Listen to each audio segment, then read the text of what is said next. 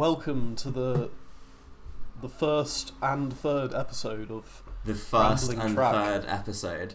It's been a while. It's been last one was June. We uploaded it June 2nd, I think. You mentioned in our detailed, top secret NATO security clearance conversations that you want to talk about computer graphics. Oh yes, okay, let's go. So this is gonna be a short one because All right. basically. Oh, hurry up! Jesus, you're taking Basically, too long. I just think it's a bit annoying how the computer graphics industry basically requires that you learn like 15 bits of really expensive proprietary software, like Big graphics. yeah, big graphics. But like, if you want to work on like games or like movies or basically anything like that you will get paid for, like all the big companies, they have like 15 bits of software that all do really specific things. And they all do this. They're all like really good at that one thing. Like for example, there's ZBrush, which is really good for sculpting, and there's like Maya, which is really good for animation and rigging, and there's Houdini, which is really good for like procedural, like node-based stuff. But it's like if you want to work in the industry, you have to learn all of these pieces of software, and they all cost like a lot of fucking money. Like they're all like subscriptions. Maya and ZBrush aren't supported by Apple Silicon yet. You have to use Rosetta 2, which is annoying if you have a Apple Silicon like me. But the thing For is, the record, like I know jack shit about this field of technology, so I'm just along for the ride. yeah, it's time to learn, I suppose. But the thing is though, there's Blender, and Blender's free, and it literally does. Oh, I use that. Yeah.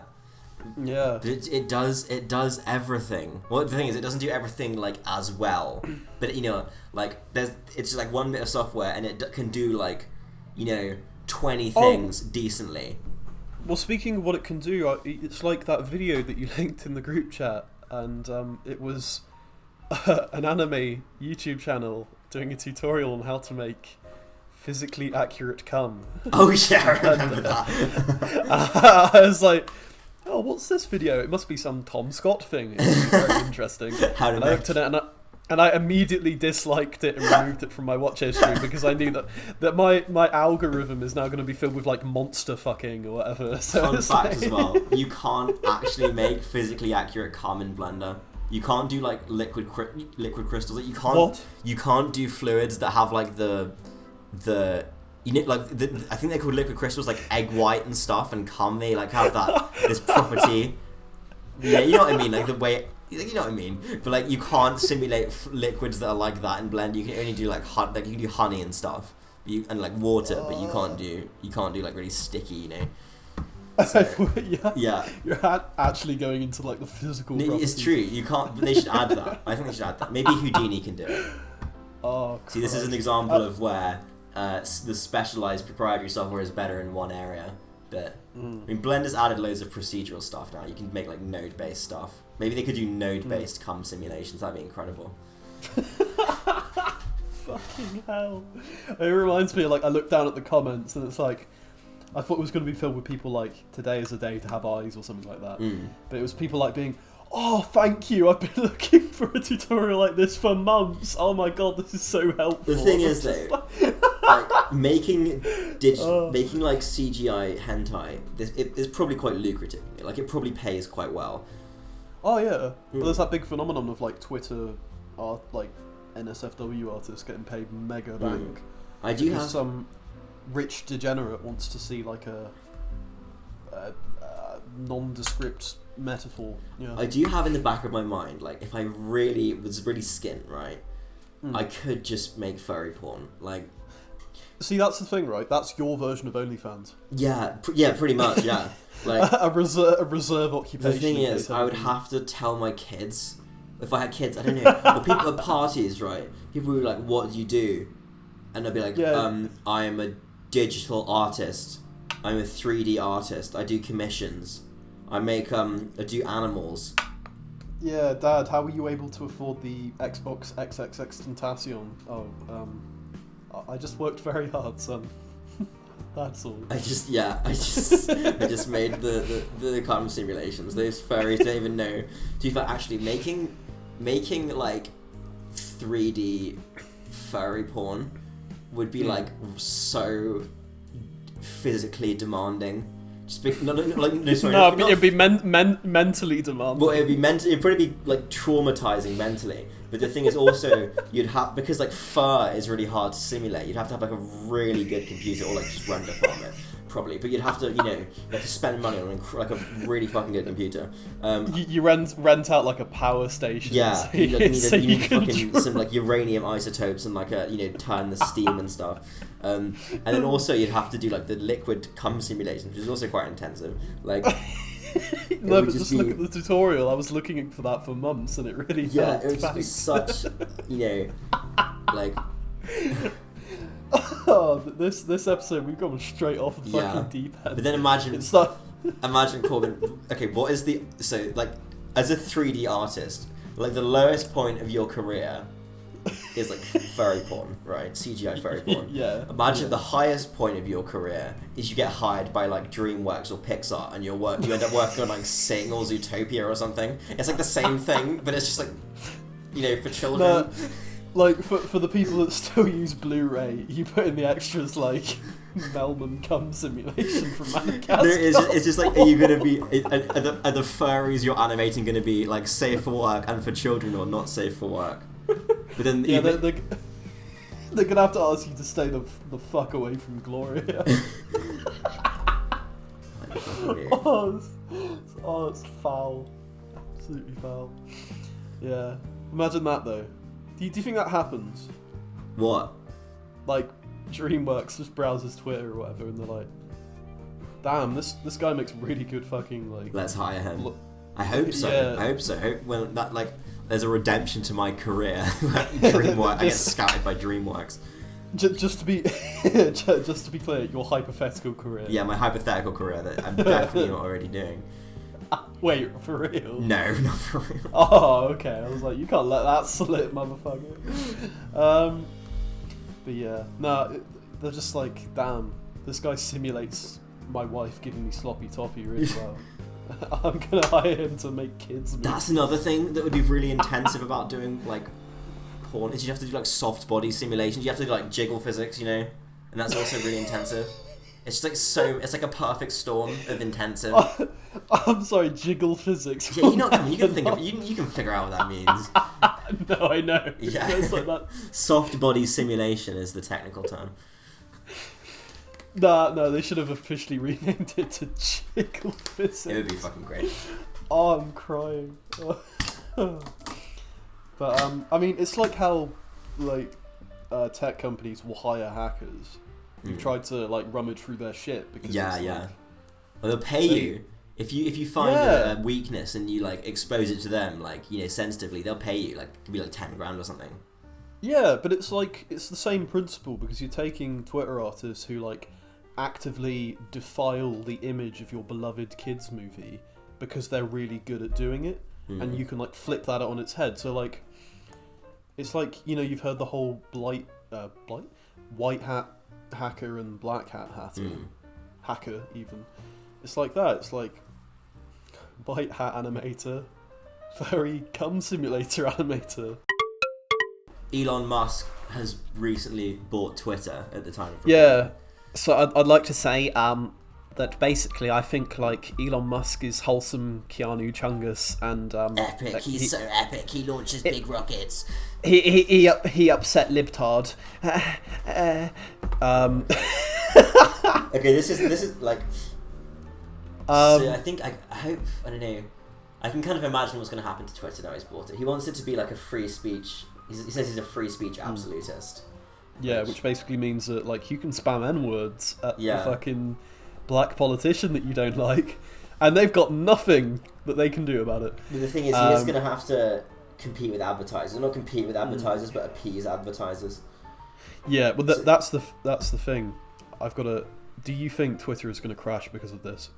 God, I don't know. I wouldn't be surprised, but like what I heard people say, and I think I kind of agree with it, is like he'll be super involved with it for like a few months, maybe a year or so, and then he'll appoint some executives and he'll just kind of leave it and let them do their thing because he's got so much other stuff on his plate. He's got like Tesla and SpaceX and Boring Company and stuff. Like he's not gonna have the time to constantly be supervising Twitter as well. I think it's just like a little fun thing for him.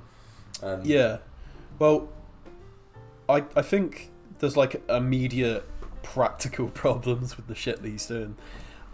If you heard of the blue checkmark shit that he's like, oh yeah, you can buy. It's gonna be like a paid thing now, right? It's like yeah. So if you're an absolute fucking sock fucker, you know, an actual loser, you can pay to get a blue checkmark. Yeah.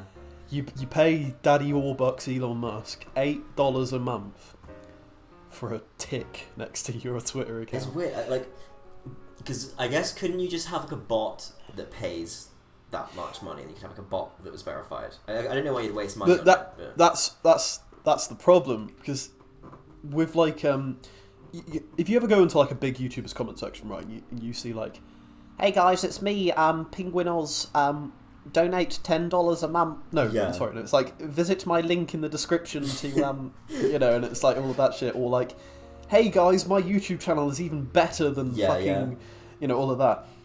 You are gonna get people now that are able to put a blue check mark next to their like bot accounts that are trying to imitate famous people to lure dumbasses into a sense of authenticity and have their wallet stolen. I guess you have the handle. That'll be the only way you can tell is the handle. Yeah, but like if you're not studious with it and you're basically a bit gullible. Yeah. You know? But this is the thing. It's like it. Like, I know like the blue checkmark thing has like rightly been mocked because of, you know, it was often arbitrary, and like people who had it were like, you know, often really had like a sense of misplaced superiority. But like this new system defeats the point of it entirely. It makes it somehow even worse. Because I think his argument was that I just opened Twitter and the first thing I saw was a meme posted by Elon Musk about the blue checkmark. But oh god, I think his argument is that now verification is like so kind of mysterious and arbitrary, and no one really knows what gets people verified. So he wants to make it like just kind of more simple, so you can kind of know, like, I know why that person's verified. It's just because they paid $8. But yeah, but the whole point of a verified symbol in the first place is to make sure that you know the person you're talking to is like the actual account. But I guess now its meaning might change. It might just mean it's just like a thing that's like you pay for premium.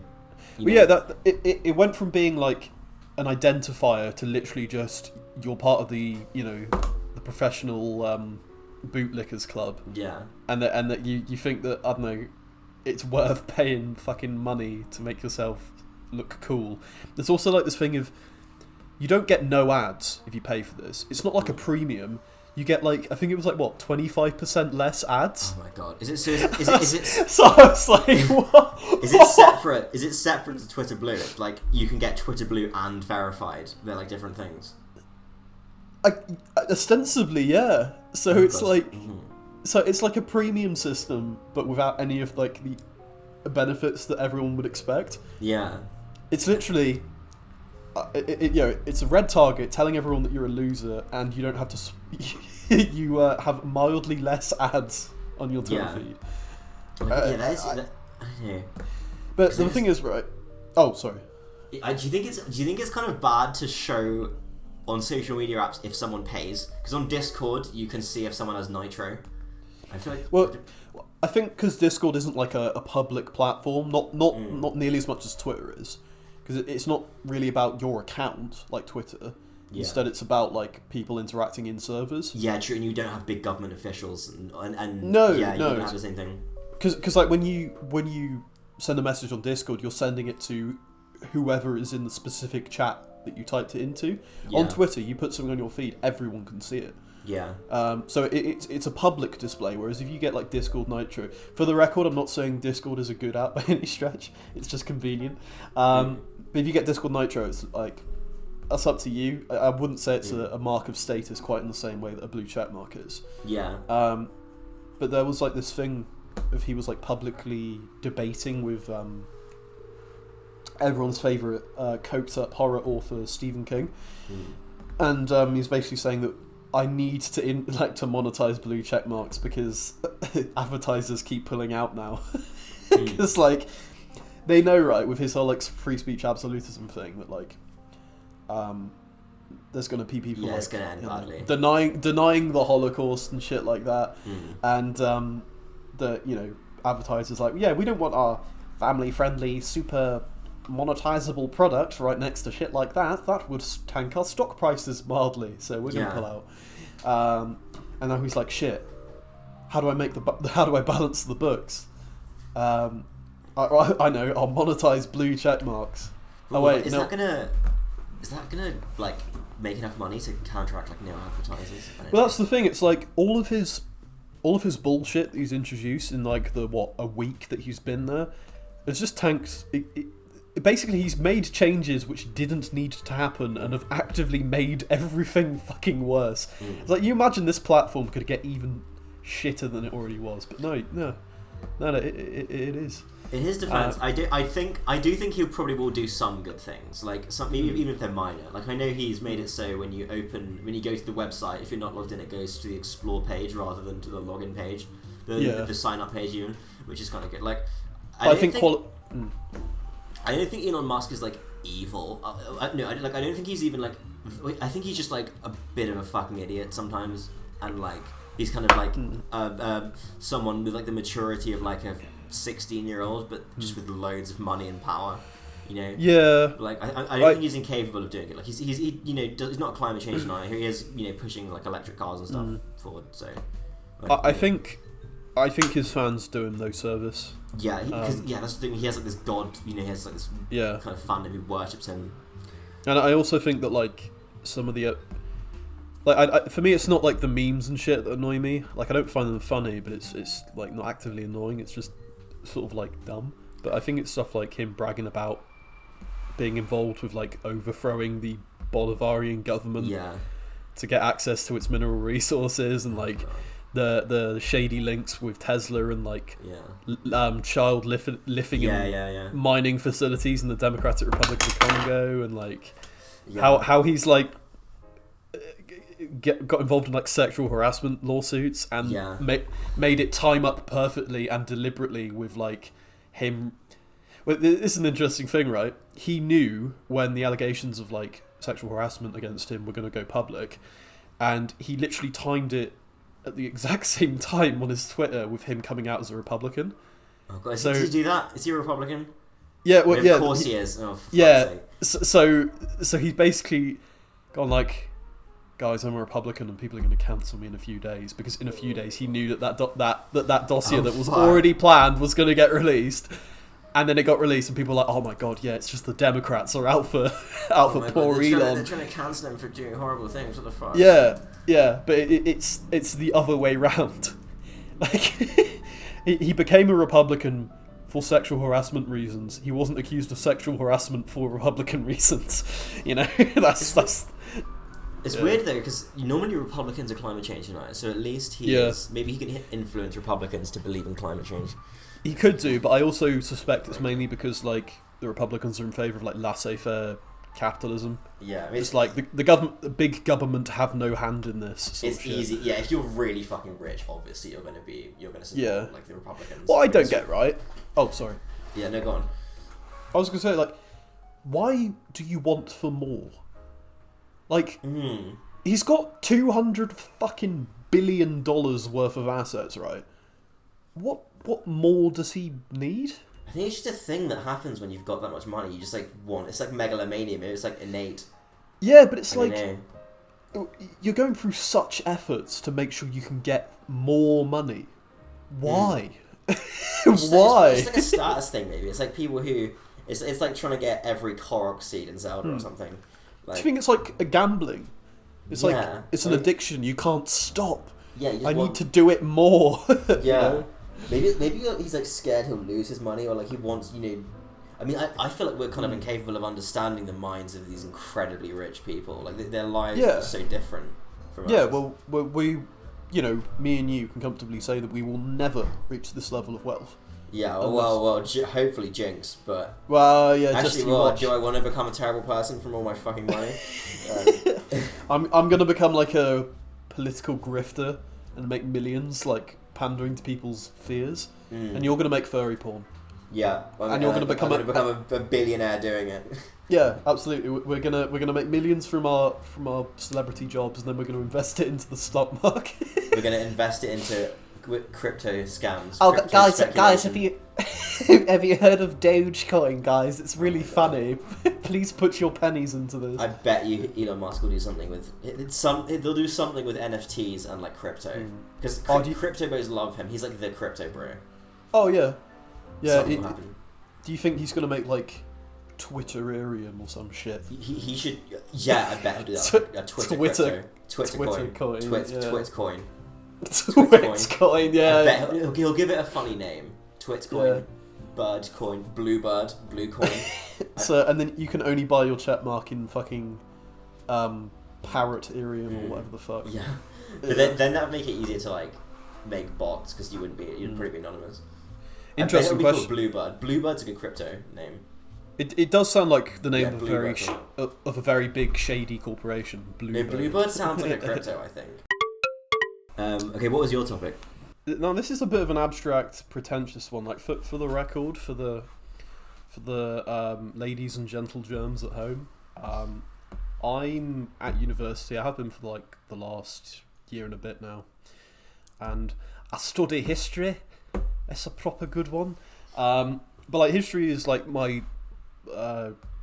my absolute passion. I know it sounds really pretentious whenever you say that like a learning thingy is what you enjoy, but I really do. That's good. And we have like a nice contrast on this, because like you're a science guy more, it's more technology focused, and I'm more of a humanities guy, in that I write stuff. You make stuff, I write stuff, sort of that sort of. I mean, writing stuff is making stuff, pretty much, in a way. I guess so. It's creative, but like, in a sense, I guess, yeah. But it sort of ties neatly into what my actual topic is that I think, and this will get a bit political inherently, because history and politics go together like two really rotten peas in the pod. Is that I think the modern discourse, and when I say that I mean like public discussions and like perceptions of history, have been unfairly sort of hijacked is a bit of a dramatic word, but taken over by media critics and like art critics and people who like study sort of like literature and things like that. And I'll explain. So basically, what I mean by that is people who sort of like artistic kind of people who sort of analyze media and art, and trying to find like the hidden meanings and the sort of the propaganda behind it. But like people like Noam Chomsky, because like Noam Chomsky, he's a famous linguist, I think. Yeah, well, yeah, he's a linguist and like a study of I think like literature at university. My godmother knows him, I think. He's like, for some reason, despite this not really being his field of expertise whatsoever, has become like a go-to historian and political analyst for a lot of people. I want to make clear that like I'm not a conservative or anything like that. It's not like a matter of like it's like an ideological vendetta or anything.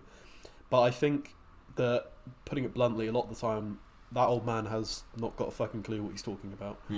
I mean, in terms of stuff like he was really quite involved in like the Yugoslav wars, for which people don't know is like the former countries of Yugoslavia and like the Balkans in Europe.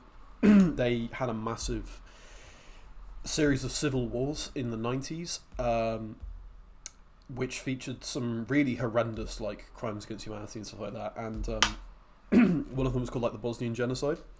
We're already onto a happy subject, but basically like Chomsky weighed in, and he's been like an active encourager of like Bosnian genocide denial, basically like downplaying it, saying that it didn't happen, or that it's like it doesn't exist, it's just propaganda, etc., etc. And I think there's a whole bunch of other people, you can find them like on YouTube. I listened to some of them and I find them really interesting, but the big problem I have is that a lot of these people wade into history and political analysis without actually really knowing, like having the tools to dissect the topics they're talking about, which I know sounds really gatekeepery, like, oh, you're just not smart enough, you haven't watched Rick and Morty, or, you know, all that bullshit. But I mean, as in, like, I am absolutely not going to lecture anyone on, like, literature and, like, media analysis, because that is not my field of expertise. So I'd never make it my you know, my business to wade into it and act like I know better than people who do. But I feel with history, because it's so important and because it's so popular, there's a lot of people that don't feel that, and vice versa. And I think there's sort of a big trend of like trying to find hidden sort of like conservative or like even fascist sort of like symbolisms and messages inside like media and stuff like that, or like from like public speakers and politicians and stuff like that. But like, I think I was watching a video. We might have to edit some of this out, by the way, because I am rambling, because it is like a very it is a very abstract point. It's interesting. But it basically, Putin, like, I wanted to avoid tackling this bit head on because it is like really contemporary. But basically, Putin's ideology has been like really overlooked in contemporary discourse, to the point where it's actually apparent that like you know, a lot of Western analysts don't understand what his like belief system is and what his actions are like moving towards. There's a really great historian called Timothy Snyder. I've read some of his books and they're absolutely worth the read. And he's been warning about this, about like where Putin's heading in terms of like imperial expansion for ages, because he actually took the time to not only look at the history that Putin constantly references in his speeches and like public writings, but also the history of the philosophers that he cites. There's one called like Ivan Ilyin, who is was a Russian fascist. I don't mean that as a pejorative. He was like a self-described open advocate of fascism during the early 20th century. He advocated for like a totalitarian, autocratic Russian state, which was like heavily focused on Christianity. It was really wacky, incredibly anti-Semitic and ultra-nationalist, and basically believed that like Russians were a master race and that they had a moral duty to conquer Europe, to rid it of its like decadence and degeneracy, like very Hitlerian sort of bullshit. And Ivan Ilyin has been one of the most influential philosophers on Putin's outlook. This isn't like tying the pieces together, like doing media analysis, like I was just complaining about. It's because Putin literally cites him in his like his essays and his speeches. Recently, as of this like episode being made, a whole swathe of like provinces east of Donbass in Ukraine have been annexed by Russia, and to celebrate that, he said, "Now I wanted to finish with a few words from Ivan Ilyin," and he called him a true patriot. Oh God! Quoted directly from him. Oh, so Putin oh yeah, go ahead. So Putin is like, he has sort of like these sort of ethno, you know, like pseudo kind of Nazi-ish ideas like about the Russian people. Yeah, so this is really interesting. This is a whole like subtopic, which I can go into if you want. Okay. Yeah. So Putin's got this really, well, like you said, like very esoteric, weird, almost spiritual, not almost spiritual, it is like a sort of a spiritual belief about like Russian identity and Russian supremacy. Essentially, he believes that like Russians have like a unique national identity, and like I hate using this word because it's so like meaningless a lot of the time, but like a national consciousness or whatever. That essentially Russians are the like the true most godly people of the earth. That they are the most connected with God. That their culture and their character is superior to that of others. It's not on like biological grounds that you find with like Hitler, but on this weird sort of like religious esoteric Oh, that's grounds really of like essentially believes that like there's this thing like called a Russian body national, where minority peoples who used to belong to the Russian Empire, like Ukrainians, Belarusians, Balts, Central Asians, Caucasians, or whatever, they're not actually independent peoples with their own languages, cultures, and histories, but actually they're all like fraternal peoples. They're just like a subdivision of Russians, essentially. So it's like God's will that they all be part of Russia, and he's like enacting God's will to try and fix that. Yeah, essentially, that he's the hand of God's decree or whatever, and that all of these minority peoples, like Ukrainians, are the most prime example. Ukrainians, in his eyes, don't really exist. They're just Russians with a slight difference, but fundamentally still Russian. And it's like heavily influenced by this, by Ivan Ilyin, the philosopher, that he's like his fascism, and also people like Carl Schmitt, who was like an open Nazi, and it's this idea of like basically creating a new Russian empire, which is like autocratic, under like an Orthodox Christian theocracy, and is essentially like it promotes inequality, which in the sense of like Ivan Ilyin was pretty like explicit about how he felt that inequality was like the basically God's will. Well, is it like God believes that like women should have these roles which are like lesser than men and stuff, and like well it's like that, but it was mainly class inequality. That essentially society, a perfect ordered like godly society, should be a sea of like peasants and labourers at the bottom, an empty void, and then at the top you've got the rulers. It sounds like it's quite almost reactionary to like the Soviet Union, right? Like the like religious aspect, and also like the really hierarchical society. It's like kind of opposite to the things the Soviet Union wanted. That's the word reaction is actually like the perfect way to describe it, because the reason like among Russian ultranationalists, the reason they're like nostalgic for the Soviet Union is not because of communism. In fact, they hate communism. Because Russia was really powerful.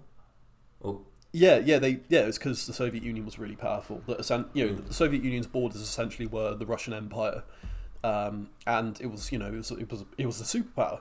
That's why they're nostalgic for it, because it's sort of, for them, it's the peak of Russian dominance in the world. But where this loops all back to the original point I was making is that, like, all of this is credibly documented and has been going on for the last 150 years.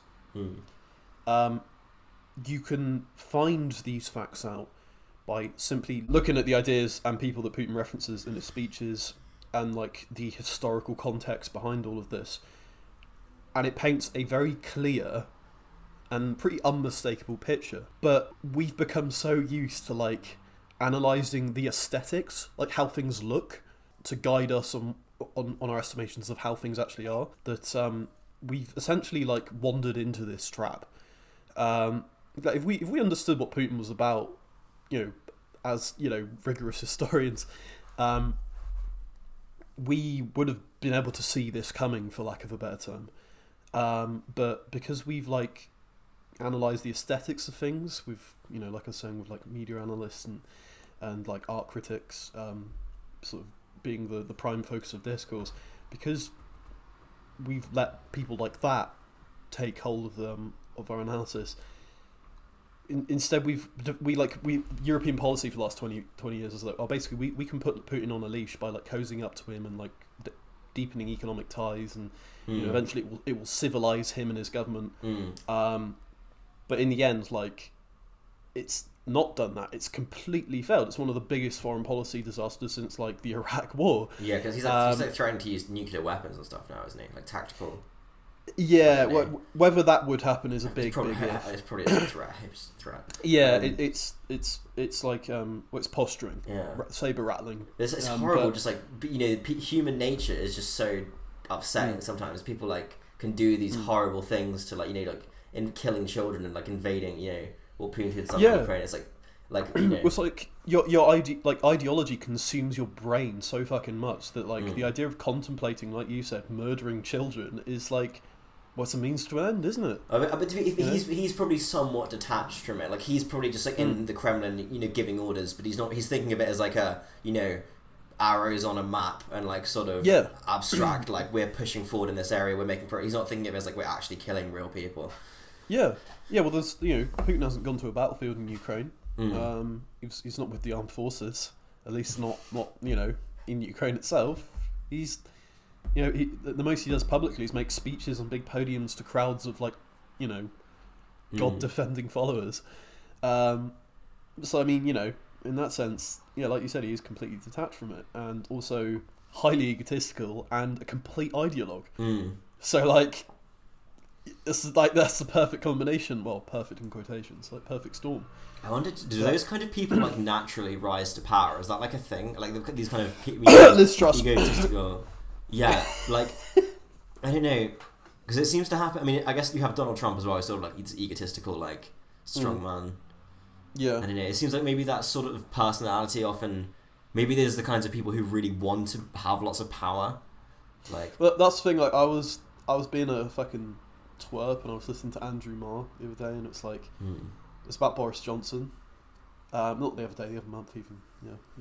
Politics flies fast. He's talking about like Boris Johnson being. He called him the albino gorilla, and it's like, and he said politics is an animal game, and Boris Johnson just wants it more.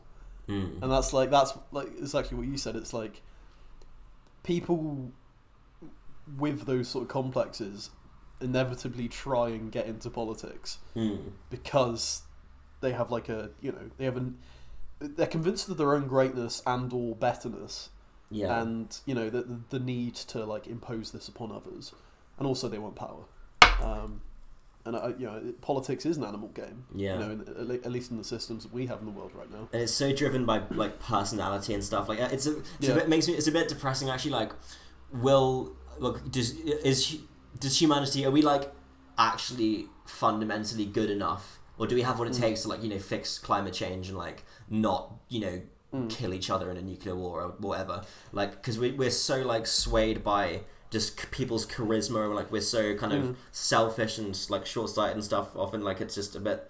I don't know. We have lots of great qualities as well, obviously. Like we're very, like empathy and all this. But it's like, which kind of is the good or the bad of us going to win in the end? But that's a really interesting question, because I think we have them both at the same time in contradiction.